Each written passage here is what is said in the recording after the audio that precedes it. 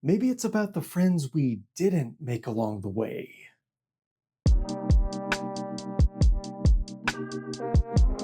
We keep saying we want comedy back, but what does that really mean? Do we want the bygone 90s of Dumb and Dumber and Ace Ventura? Do we want the 2000s Apatow bro comedies?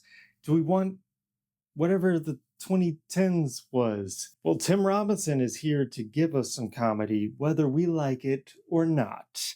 Yes, the I Think You Should Leave writer, actor, psychotic guy has a new film that he doesn't write, but he does star in it. Is this the return of comedy we've been looking for?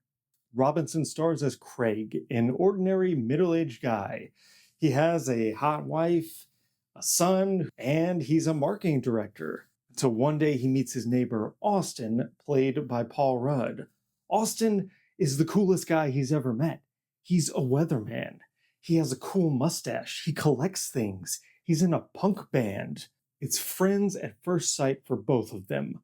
Until Craig meets Austin's other buddies, it goes disastrously wrong, and Austin cuts off the friendship. Now, what is a lonely, friend-struck guy to do? Well, if you're Tim Robinson's Craig, it's make things even more awkward and strange and hilarious. Robinson has carved a niche for himself, not quite as a man-child character, but more as a guy who's totally insecure and awkward and has no idea how to cope with those feelings.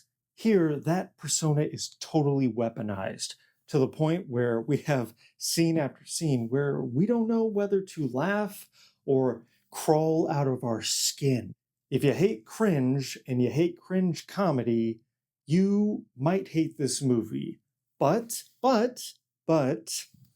if you can look past the cringe and see the deeper broken man inside that Tim Robinson plays, a lonely soul that is just reaching out for connection, then you might still not find this funny, but you might see what the filmmakers are going for here. Playing opposite Robinson is Paul Rudd, who is the perfect foil, because let's be honest, Paul Rudd just seems like the coolest guy in the world.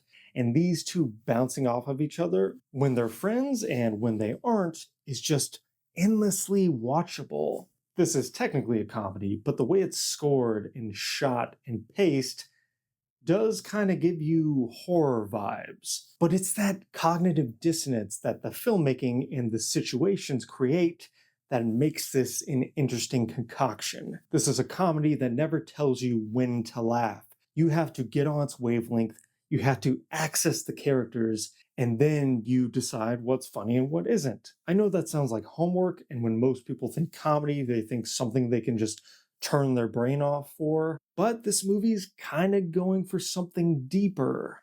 The thing about Robinson's character is he's not dumb, he's not an idiot, it isn't Dumb and Dumber.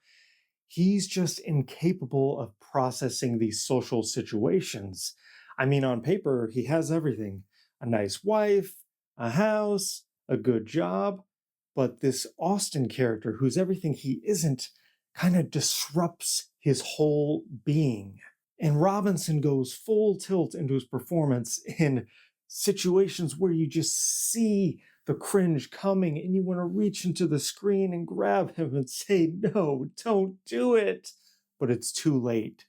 And Robinson commits 100% to those scenes, and the movie is better for it. It's a movie where you laugh consistently at the absurdity, but it's also one where later, when you're just going about your day, you remember scenes and lines, and you just start laughing uncontrollably. I contend this is a future cult classic, and it will become, down the line, one of the most quotable comedies. Think your Anchorman, your Step Brothers. It has that much going for it. I mean, this movie goes unhinged at points and off random tangents involving getting lost in sewers and chewing out your new client and maybe the funniest drug trip ever put on film. The punchline is incredible. The only thing that sucks about it coming out in this time is it's going to be saddled with think pieces about, oh, this represents the loneliness epidemic of America's men.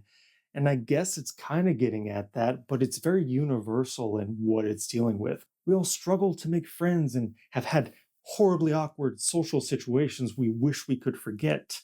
But it's in the specific details of how Robinson and Rudd play their characters that makes this something worthwhile and something that I think will be hilarious years from now. If you go in expecting a dumb laugh riot, you're gonna be disappointed.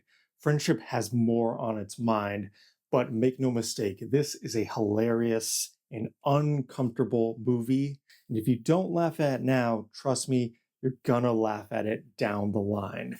I give Friendship an exceptional 4 out of 5 stars. If you like this review, please like and subscribe or follow me on Letterboxd at RamirezS316.